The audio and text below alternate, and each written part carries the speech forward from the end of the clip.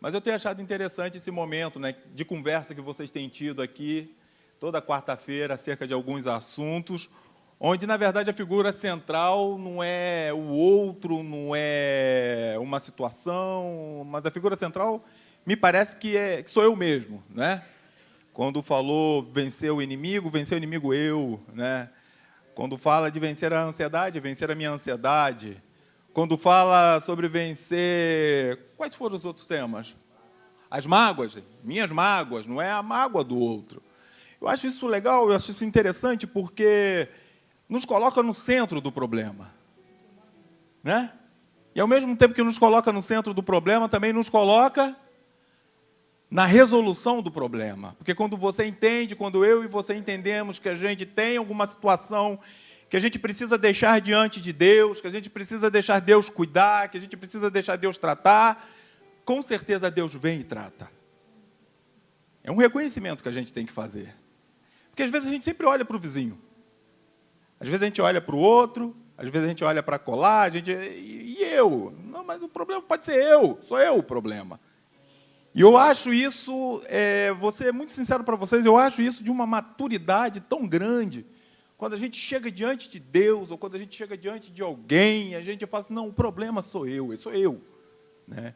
E por isso que eu tenho falado, eu tenho achado interessante essas conversas que vocês têm tido aqui, né? E o pastor Eliel me deu a oportunidade, nessa noite, de conversar com vocês sobre o materialismo. Como vencer o materialismo, né? E logo hoje que eu paguei o 13º.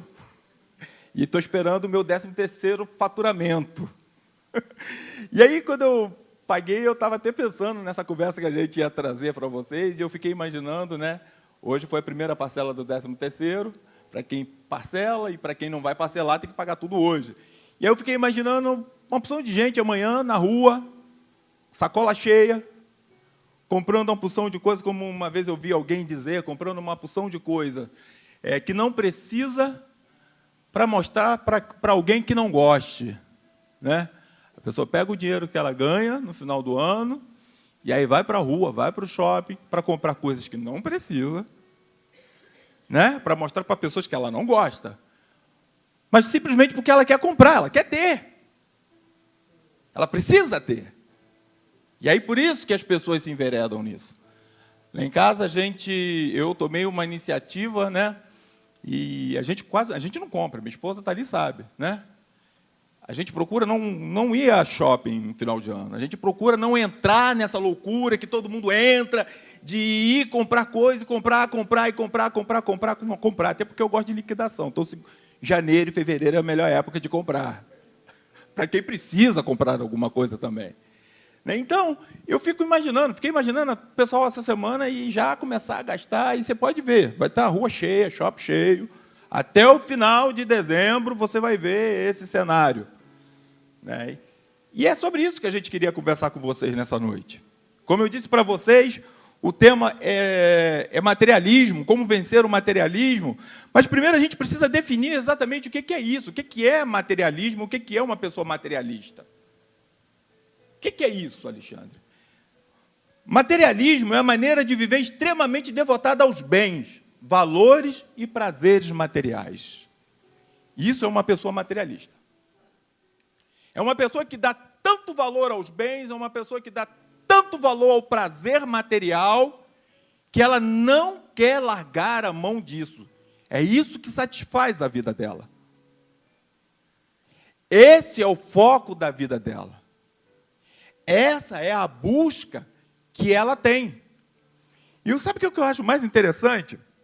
O pastor Eliel, essa semana, quando ele me chamou para conversar, falou, poxa, você tem empresa, acho que legal você falar sobre isso, né?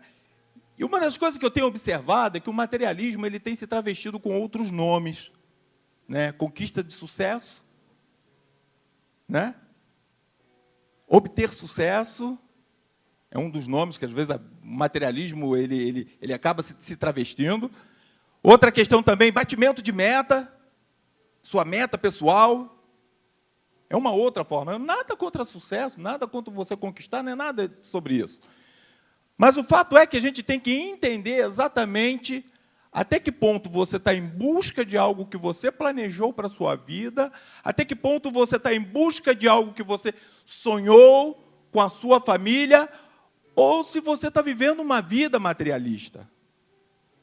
Eu fiz algumas anotações aqui, irmãos, a respeito de um comportamento de uma pessoa materialista. Essa pessoa ela tem um desejo desenfreado pelos bens materiais, já falei sobre isso. Quer ter, quer ter, quer ter, quer comprar, quer comprar, quer comprar. O que ela olha na vitrine, ela quer conquistar, ela quer comprar, mesmo que não precisa. Mesmo que ela não vá usar, mas ela compra. Um outro comportamento de uma pessoa materialista é que ela acaba associando a felicidade com o ter, quando na verdade não é. Essa pessoa ela só é feliz quando ela tem. Ela só é feliz quando ela compra. Ela só é feliz quando ela conquista.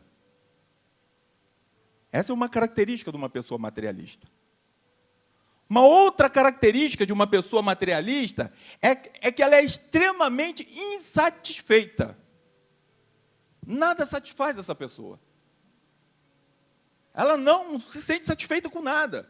Ela pode hoje olhar o carro top que ela sonhou, ela compra aquele carro da última linha, último modelo, lançamento de ontem. Ela compra o carro, começa a andar no carro, depois ela começa, nossa, esse carro, não gostei dessa cor, não. Não é legal, não gostei, eu quero outro. Eu prefiro outro carro. A pessoa materialista ela é extremamente insatisfeita. Uma outra característica da pessoa materialista é que ela é centrada em si mesma. Ela é o centro do mundo. O mundo gira em torno do seu próprio umbigo. Eu, e depois eu. É assim que se comporta uma pessoa materialista. E a outra característica e última de uma pessoa materialista, tem tantas outras, mas eu preferi escolher essas. Os materialistas são mais ansiosos e depressivos. Foi falado sobre ansiedade aqui, né? Uma pessoa materialista ela é extremamente ansiosa e vive numa vida depressiva. Mas por que ela é ansiosa? Primeiro, porque a sua vida gira em quê? Em ter. E nem sempre a gente pode ter tudo. A vida dela gira em ter, em conquistar. Mas nem sempre a gente vai ter e vai conseguir conquistar. E por conta disso, ela entra numa vida de depressão. Porque uma vida de extrema ansiedade, ela pode te levar a um quadro depressivo. Então, essas são algumas características das pessoas materialistas. E aí, sabe o que eu acho mais interessante? Sabe o que eu acho mais interessante? É que toda pessoa materialista, ela gosta de conquistar bens por conta do status. O status de ter, para mostrar, para dizer que ela é, para dizer que ela possui, para dizer que ela conquistou. E aí, falando um pouco de um assunto que eu conheço, publicidade e o marketing, né, pastor Eliel, sabe explorar muito bem isso. Sabe explorar muito bem isso. Você quer ver um exemplo? Esses jogadores de futebol aí, top de linha, cantores top de linha, é claro que eles têm dinheiro para comprar, eles vão a qualquer loja que eles podem, mas muitos deles recebem na sua casa roupa, relógio caríssimos, sapatos e tênis caríssimos para poder usar. Por quê? Porque essas pessoas, essas personalidades, elas acabam se constituindo num modelo. Então, se um menino hoje, de 14, 15 anos, vê um jogador de futebol usando uma determinada camisa, de uma determinada grife, de uma determinada loja, o que esse garoto vai fazer? Ele quer ficar igual. E ele vai falar com o pai dele, eu quero essa camisa, eu preciso dessa camisa. E não é só garoto, não, os adultos também. Quantas pessoas, às vezes, não compraram um relógio porque viu alguém usar, que é um artista, que é uma personalidade? Quantas pessoas já não fizeram isso? Adultos. Quantas pessoas, às vezes, até não mudaram o cabelo, né? As irmãs, por exemplo, não mudaram o cabelo porque viu a pessoa, fulana X, com aquele estilo de cabelo. Não é? Nós temos uma irmã ali que trabalha numa loja de grife. Quantas pessoas não entram ali e falam assim, olha, eu quero usar o terno porque o fulano de tal usou, eu vi na televisão, não é assim? Ó, o que é isso? O marketing, a publicidade usa muito bem isso. Ela usa algumas pessoas como modelo. Modelo de consumo. E aí eu me lembro, sabe de quem? Eu me lembro de um filósofo francês contemporâneo chamado René Girard. Eu li um livro dele uma vez e me encantei com uma tese que ele tem, que se chama sobre desejo mimético.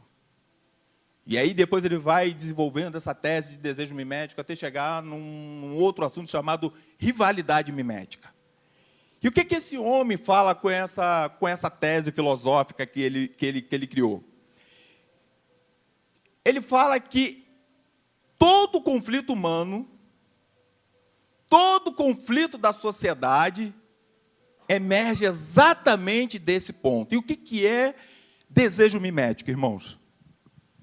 Ele quer dizer exatamente o seguinte, que quando você olha para um modelo, né, o seu desejo, o meu desejo, o desejo que eu tenho, ele precisa de um modelo para que eu possa nutrir esse desejo. Então, o desejo que eu tenho precisa de um modelo para que possa nutrir o desejo que eu tenho. E aí, por exemplo, eu vou usar o pastor Eliel como o meu exemplo. Olho para o pastor Eliel, radialista, famoso. Semana passada comprou um modelo de telefone, não estou ganhando merchan por conta disso, tá? Ninguém está me pagando nada. Mas comprou um iPhone, pastor Eliel. E aí eu olho para aquele iPhone do pastor Eliel, última geração. O que eu faço? Quero comprar um iPhone também. E aí eu espero exatamente esse tumulto de Natal. As empresas não são nada bobas, né? O que as empresas fazem? Faz o lançamento exatamente em dezembro.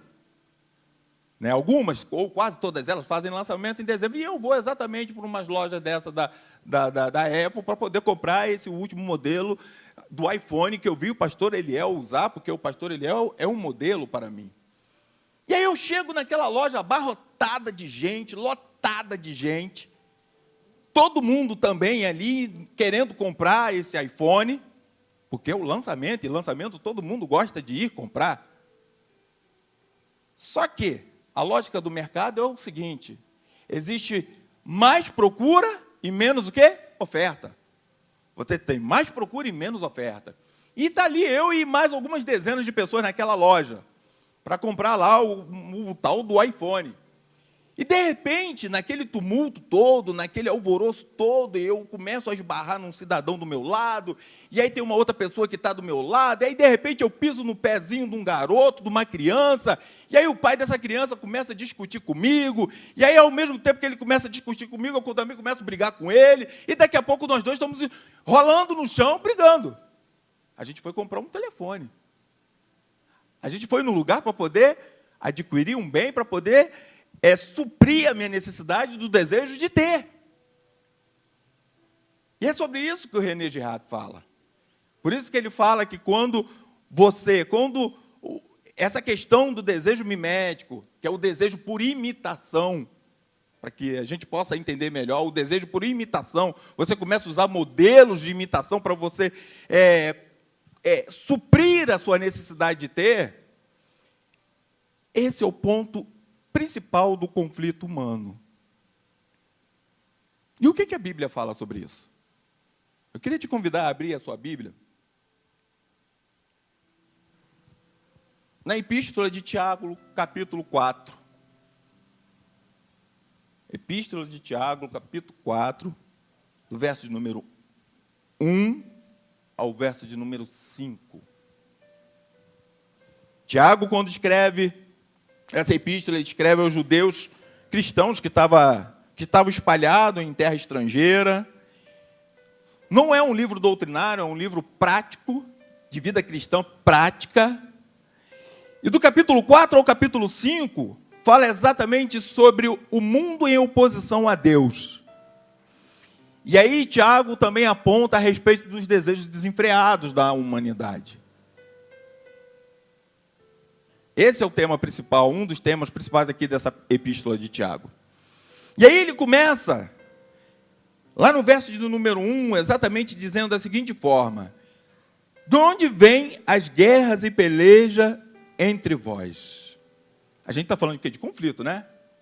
É uma pergunta que ele faz. De onde vêm as guerras e a peleja que acontecem no meio de vocês? Esse conflito, essa guerra, essa discussão toda, de onde isso vem? De onde brota isso? Por que vocês não param de brigar? Por que vocês brigam? Por quê?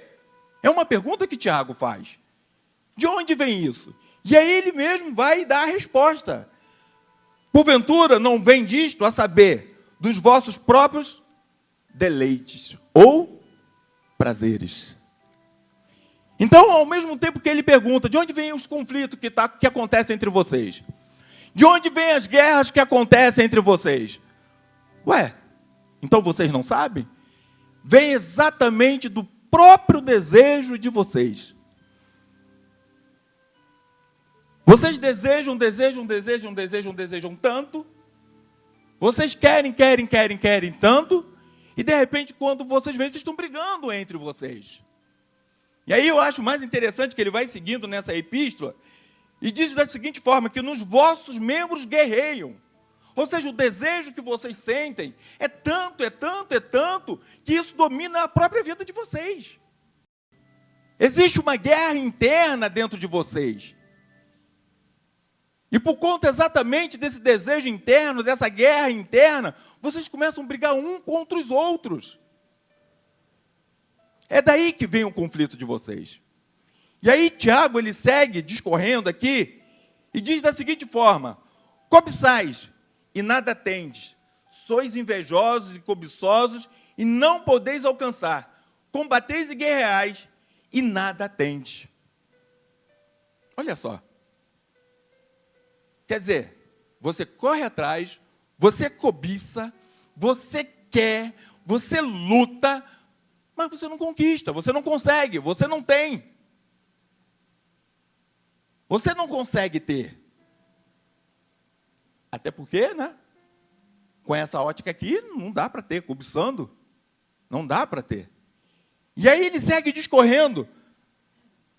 Por que isso? Porque não pedis.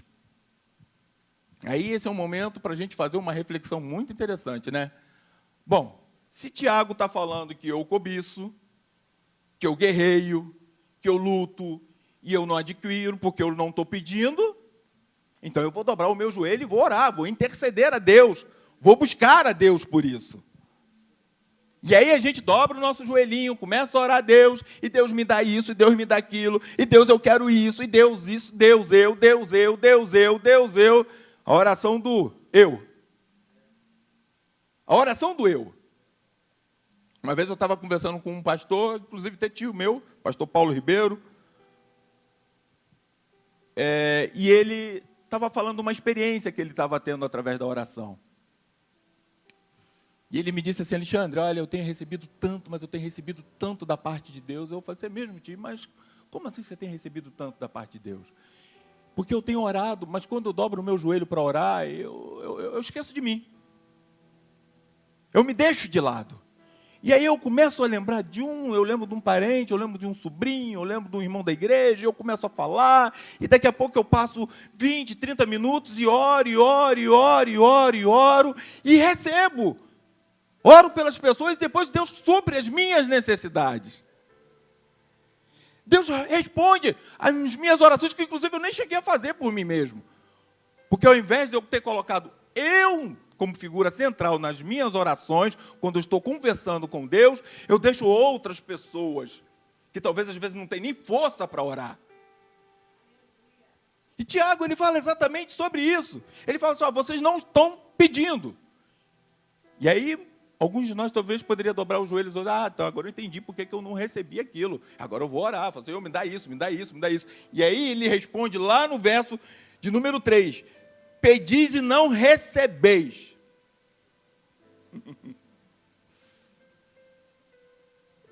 primeiro você não pediu. Depois você começa a pedir. E aí quando você começa a pedir, você não recebe. Por quê? Porque você pediu mal. Você pediu para o seu próprio prazer. Você pediu para você mesmo. É isso que Tiago está falando. Quer dizer, primeiro ele fala que você não pede, depois você pede, e aí você não recebe, porque aquilo que você está pedindo para você mesmo. Isso não tem tudo a ver com uma pessoa materialista? Irmãos, isso é uma reflexão muito séria que a gente tem que fazer. Inclusive, até a respeito das nossas orações que fazemos. Nós começamos aqui esse culto com um momento de oração, e orando a Deus, e entregando algumas pessoas, e a oração, é uma oração. Nós tivemos na segunda-feira aqui em oração, e eu comecei a falar, e o pastor Liel depois corroborou até com a mensagem que ele trouxe para a gente. A oração é um caminho. É um caminho, não é um shopping center. É um caminho de encontro a Deus. É um caminho de comunhão com Deus. Não é um shopping center. Eu não estou falando aqui que você não tem que pedir a Deus, pelo amor de Deus, nem isso que eu estou falando. Deixa sim as suas necessidades diante do altar de Deus, mas peça com sabedoria. Porque Deus, ele é capaz de julgar se aquilo que eu estou pedindo, aquilo que você está pedindo, se a gente de fato precisa. E aí Tiago, ele continua no discurso dele, dizendo algumas coisas, e aí ele chega aqui no verso número 4, com uma expressão muito, mas muito pesada mesmo. E ele diz da seguinte forma: adúlteros e adúlteras, não sabeis vós que a inimizade do mundo, que a amizade do mundo é inimizade contra Deus? É forte essa figura de linguagem, né? Imagine hoje eu ser chamado, seu adúltero. O que é o adúltero? É a pessoa que parte uma aliança, dá as costas para aquela pessoa com quem ela fez a aliança e vai viver com outros amores. Esse é um adúltero, essa é uma adúltera. Imagina, eu rompo minha aliança com a Cíntia e vou viver aos braços de outros amores. E aí o que eu acho mais interessante é que essa carta, ela não está falando para o mundo, ela está falando para os crentes. Ela não está falando para quem não aceitou a Cristo, para quem não teve um relacionamento com Cristo, está falando para os da aliança. É para esses que essa carta está falando. E Tiago diz que quando você e eu, a gente volta as costas para Deus, quando a gente se lança nos prazeres desse mundo, em busca dos prazeres desse mundo, em busca das coisas de ter desse mundo, a gente se comporta como adúlteros e adúlteras. Pessoas que romperam a aliança com Deus. É profundo isso. Muito profundo. E ele continua nesse mesmo verso de número 4, dizendo o seguinte: portanto, qualquer que quiser ser amigo do mundo, constitui-se inimigo de Deus. Todo aquele que quer ser amigo do mundo, ele vai logo se tornar inimigo de Deus. Se a gente quiser viver uma vida com Deus, uma vida diferente com Deus, a gente tem que dizer não para todas essas coisas. Eu comecei falando aqui para vocês que não é pecado conquistar, não é pecado buscar, não é pecado, desde que você faça um planejamento para isso, é óbvio, desde que você tenha condições para isso, mas tudo que esse mundo estabelece hoje, como princípio, tudo que esse mundo estabelece como modelo, vai automaticamente de encontro ou contra aquilo que Deus estabelece. Se eu e você queremos ter uma aliança com Deus, se eu e você queremos viver uma vida de fidelidade com Deus, se eu e você queremos, nós não podemos ser amigos do mundo. E uma pessoa materialista não é amiga de Deus. Sabe por que não é amiga de Deus? Por uma simples razão. O contentamento dela não é o Senhor. O contentamento dela são os bens. O contentamento dela não é estar na presença de Deus. O contentamento dela é aquilo que ela vai conquistar ou aquilo que ela vai ter.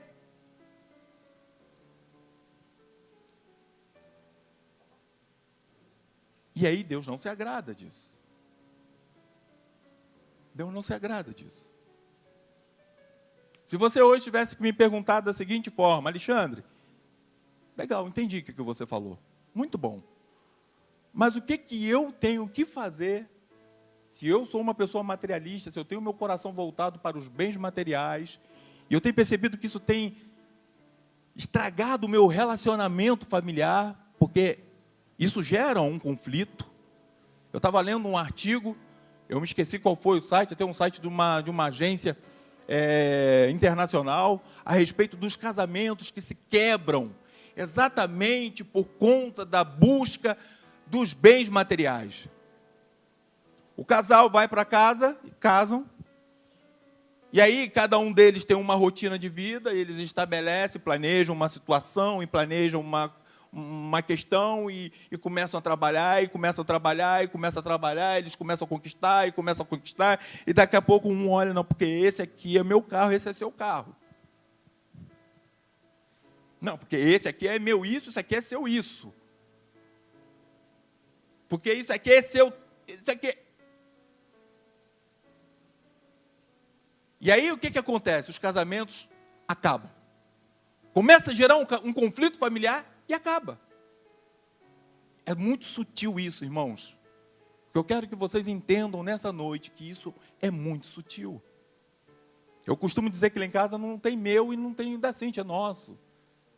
E às vezes eu até brinco que eu fui o único louco que quando eu a conheci, a gente ainda namorava, eu fiz uma conta conjunta. É porque eu não tinha dinheiro.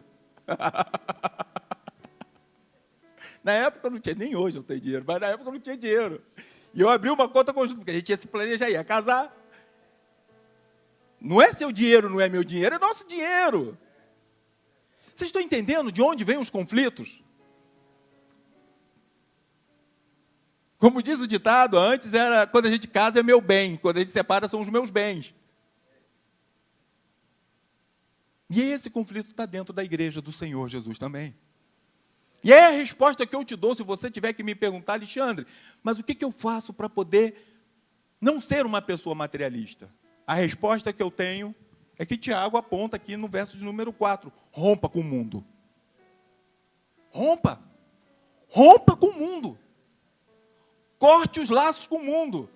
Ah, mas desculpa, Alexandre, mas isso é uma palavra para não crente. Não. Tiago está falando para crente.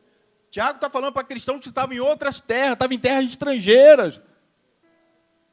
E para alguns teólogos, para essas pessoas para quem Tiago está falando, eram exatamente alguns judeus que estavam lá no dia do Pentecostes.